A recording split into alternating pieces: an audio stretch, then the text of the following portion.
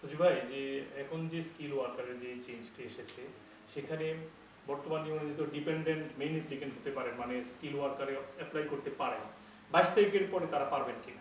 হ্যাঁ, 22 থেকে পরেও ডিপেন্ডেন্ট মেইন অ্যাপ্লিকেন্ট হিসেবে অ্যাপ্লাই করতে পারবে যদি তারা রিকোয়ারমেন্টগুলো ফুলফিল করে। ফর এক্সাম্পল, তাদের ইদার ডিগ্রি সার্টিফিকেট থাকতে হবে গ্র্যাজুয়েট লেভেলে অ্যাটলিস্ট, অথবা 3 ইয়ার্সের রেলিভেন্ট ওয়ার্ক এক্সপিরিয়েন্স থাকতে হবে।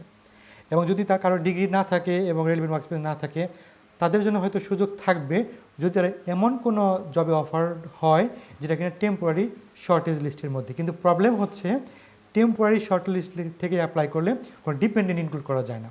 কারণ ডিপেন্ডেন্ট যদি মেইন অ্যাপ্লিকেন্ট হয় এবং সে যদি টেম্পোরারি শর্টেজ লিস্ট থেকে কোনো জবে অফার হয়, সে কিন্তু তার ডিপেন্ডেন্টকে ইনক্লুড করতে পারবে না।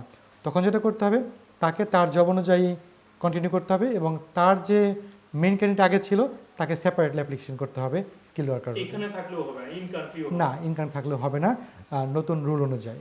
শুধুমাত্র যদি লেভেল 6 হয় সেই ক্ষেত্রে সেই ক্ষেত্রে ডিপেন্ডেন্ট অ্যাড করতে পারবে। জি।